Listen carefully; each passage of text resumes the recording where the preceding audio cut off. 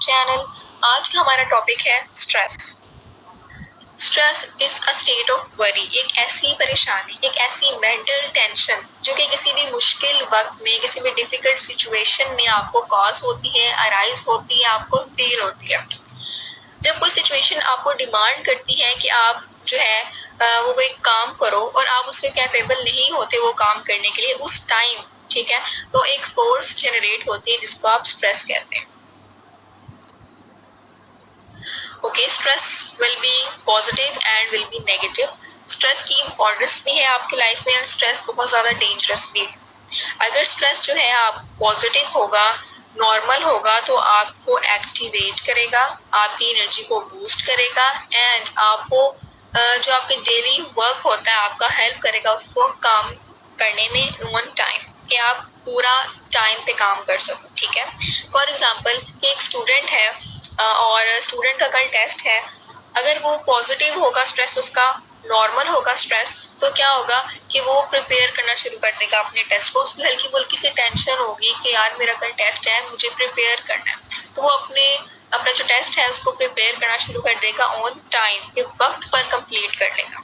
ठीक है, and it's positive. अगर हल्का फुल्का स्ट्रेस है, पॉजिटिव है, तो वो आपके काम को बहुत ज्यादा बूस्ट करता है, आपकी एनर्जी को बूस्ट करता है। इसके बरक्स अगर आपका स्ट्रेस नेगेटिव है तो वो बहुत ज्यादा डेंजरस होगा, वो आपकी मेंटल एंड फिजिकल हेल्थ को डिस्ट्रॉय कर देगा। अगर आपकी मैंने यहाँ पर डिस्ट्रॉय का वर्ड यूज किया, मैंने डिस्टर्ब का वर्ड यूज नहीं किया, बिकॉज ये वाकई ही आपकी लाइफ को डिस्ट्रॉय कर देता है, आपकी मेंटल एंड फिजिकल पीस को खत्म कर देता है। अगर स्ट्रेस ज्यादा होगा तो आपका जो ब्रेन है उस तक जो इंफॉर्मेशन पहुंच रही है वो नहीं पहुंच पाएगी, बिकॉज आपका जो माइंड की जो वेन्स है वो ब्लॉक हो जाएगी और आप जो है वो स्टिल बैठ जाओगे कि कुछ नहीं हो सकता, आप मैं बहुत ज्यादा परेशानी में हूँ एंड दैट्स ऑल। इसके बरक्स अगर आपका स्ट्रेस पॉजिटिव होगा, आप काम रहेंगे, तो आपका जो माइंड है वो सोल्यूशन की तरफ ज्यादा काम करेगा और आप बेहतर से बेहतर सोल्यूशन उसका तलाश कर लो। Types of stress. Two types की स्ट्रेस होते हैं, chronic stress and acute stress. Chronic stress जो है वो लॉन्ग टर्म स्ट्रेस होता है। इसमें आपके स्ट्रेसफुल जॉब्स आ सकती हैं, टॉक्सिक होम एनवायरनमेंट आ सकता है, living in crime area, poor sleep habits, because आपके ऊपर काम बहुत ज्यादा है इसलिए आप सही तरह से रात को सो नहीं पाते हैं, एंड ऑनगोइंग हेल्थ प्रॉब्लम्स, क्या आपकी लाइफ में हेल्थ प्रॉब्लम्स चल रही हैं। फॉर एग्जाम्पल के जो लॉन्ग टर्म डिजीजेस होती हैं, जिसके कैंसर के पेशेंट होते हैं, उनकी लाइफ में स्ट्रेस बहुत ज्यादा होता है, बिकॉज जो कैंसर के पेशेंट होते हैं वो उनका जो ट्रीटमेंट है वो बहुत ज्यादा पेनफुल है, बहुत ज्यादा लॉन्ग टर्म चलती हैं ऐसे डिजीजेस, तो उनकी लाइफ में उनकी लाइफ स्टक होकर रह जाती है, जिसकी वजह से उनकी लाइफ में जो प्रॉब्लम्स होती हैं बहुत ज्यादा होती हैं। अगर हम इसके सिम्टम्स की बात करते हैं तो आप एक प्रेशर फील करते हो अपने कंधों पर, आपको सर दर्द रहता है, आपको इंसोम्निया होता है, आपको रात को सही तरह से नींद भी नहीं आती, आप सारी सारी रात जागते रहते हैं, एंड अनफोकस थिंकिंग, कि आप सही तरह से किसी भी चीज पर फोकस नहीं कर पा रहे हो, कुछ भी सोच नहीं पा रहे हो। अगर आप कुछ सोच रहे हो या आप कुछ काम करने की कोशिश कर रहे हो तो उसमें आप सही तरह से फोकस नहीं हो पाते, बिकॉज आपको इतनी उलझने आपके दिमाग के अंदर के आपको वो सही तरह से काम नहीं करने देती हैं, आपको कुछ ना कुछ और सोचने पर मजबूर कर देती हैं। अगर हम इसके ट्रीटमेंट को देखते हैं, ट्रीटमेंट में हुआ कि अगर आपका कुछ महीने या कुछ साल तक जो है ये स्ट्रेस बरकरार है तो आपको साइकोलॉजिस्ट से विजिट करना चाहिए, साइकोलॉजिस्ट को, बिकॉज आपको क्रोनिक स्ट्रेस भी हो सकता है। इसके अलावा आपको मेडिकेट करना चाहिए, आपको अपनी लाइफस्टाइल को चेंज करना चाहिए, आपको देखना चाहिए कि आपकी लाइफ के अंदर कौन कौन से ऐसे इवेंट्स हैं या कौन कौन सी ऐसी प्रॉब्लम्स हैं जो आपको स्ट्रेस कॉज करती हैं, आप उनको अवॉइड करना शुरू कर दें। ठीक है, उनको खत्म करें।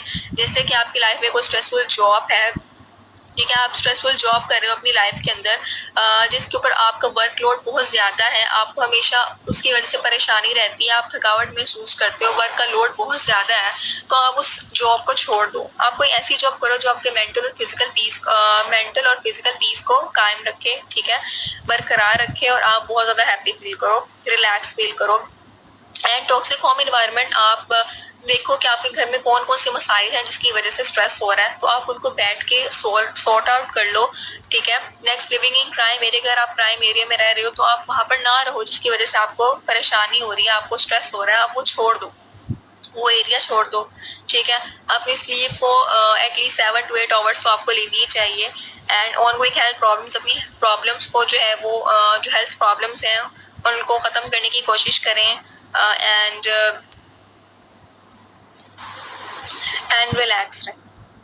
नेक्स्ट जो हमारे पास उसकी दूसरी टाइप है, अगर हम उसको देखें तो वो है एक्यूट स्ट्रेस। एक्यूट स्ट्रेस में है एक short term stress. Short term stress होता है मीन्स कि जो रोजमर्रा जिंदगी में स्ट्रेस होते हैं, जैसे कि ट्रैफिक जाम हो गई या आर्ग्यूमेंट हो गया विद योर स्पाउस, आपके स्पाउस के साथ, आपके फ्रेंड्स के साथ आपका कोई लड़ाई झगड़ा हो गया, छोटी सी बहस हो गई है, तो वो आपके डेली के स्ट्रेस इवेंट्स हैं। इसके सिम्टम्स होते हैं, आपको एंजाइटी फील होती है, थोड़ी देर के लिए आपको हेल्पलेसनेस फील होती है कि आप अपने आप को बेबस महसूस करते हो। जाहिर है जब कोई फॉर एग्जांपल के ट्रैफिक जाम हो गया तो आप अपने आप को उस टाइम हेल्पलेसनेस फील करते हो कि आपको समझ ही नहीं आता आप क्या करें, आपको लगता है कि कोई इस टाइम मेरी हेल्प नहीं कर सकता, बस मुझे सब्र ही करना पड़ता है। अवॉइड क्रिटिकल सिचुएशन, आप उन सिचुएशन को अवॉइड करना शुरू कर देते हो। जैसे कि आप जिस रोड से गुजरते हो वहां पर बहुत ज्यादा ट्रैफिक जाम होता है तो आपका दिल ही नहीं करेगा उस रोड से गुजरने को, आप अवॉइड करेंगे उस रोड को। नेक्स्ट अगर हम ट्रीटमेंट की बात करते हैं तो आप मेडिकेशन यूज करें, आप माइंडफुलनेस रहें एंड बीइंग इन नेचर, आप सुबह सुबह उठ के वॉक करें एंड नेचर को बहुत ज्यादा नेचर के करीब रहें। जैसे ग्रीनरी बहुत ज्यादा अट्रैक्ट करती है इंसान को, उससे आप जो है वो बहुत ज्यादा रिलैक्स फील कर सकते हैं। आप अगर सुबह टाइम वॉक करेंगे या जो आप नेचर के बहुत ज्यादा करीब हो जाएंगे सुबह टाइम या वॉक करते टाइम, तो आप पूरा दिन का जो स्ट्रेस लेवल है वो आपका कम हो जाएगा पहले की निस्बत। जो आप फील करते हो वो आप कम फील करना शुरू कर दोगे, बिकॉज आप नेचर के बहुत ज्यादा करीब हो रहे हो, आप मेडिकेशन कर रहे हो।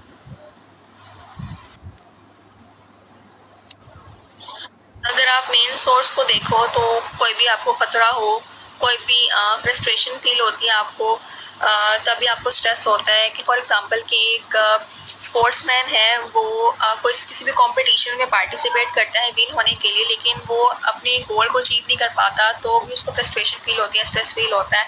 अगर काम का वर्क बहुत ज्यादा है तो भी आपको वर्क ओवरलोड हो जाए तो भी आपको स्ट्रेस फील होता है। किसी भी चीज का कॉन्फ्लिक्ट है, किसी भी दो चीजों में आपको डिसीजन नहीं लिया जा रहा तो भी आपको स्ट्रेस होता है।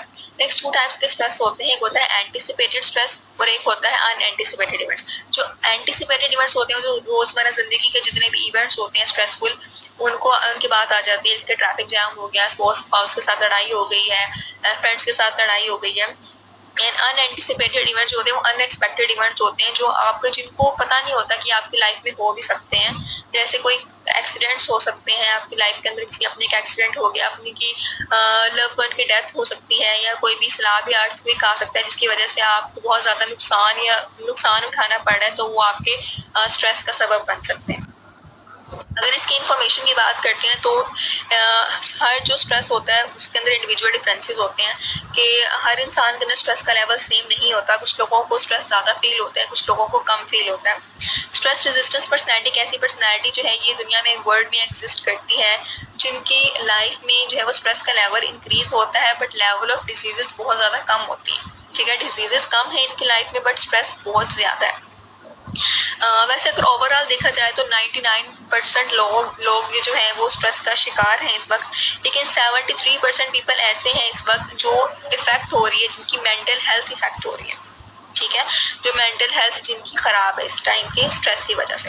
अमेरिकन ने ये बात फील की है कि जो 36 आपकी एक लाइफ की एक ऐसी एज होती है जहाँ पे स्ट्रेस का लेवल बहुत ज्यादा इंक्रीज होता है। एंड किसी भी टेररिस्ट अटैक के बाद, किसी भी अर्थक्वेक के बाद, किसी भी हुरिकेन के बाद आपकी जो पॉपुलेशन होती है उनके अंदर जो है वो फिजिकल हेल्थ और मेंटल इलनेस का जो इफेक्ट है वो बहुत ज्यादा इंक्रीज हो जाते हैं। पेशेंट्स की मेंटल और फिजिकल हेल्थ बहुत ज्यादा डिस्टर्ब होती है ड्यू टू स्ट्रेस।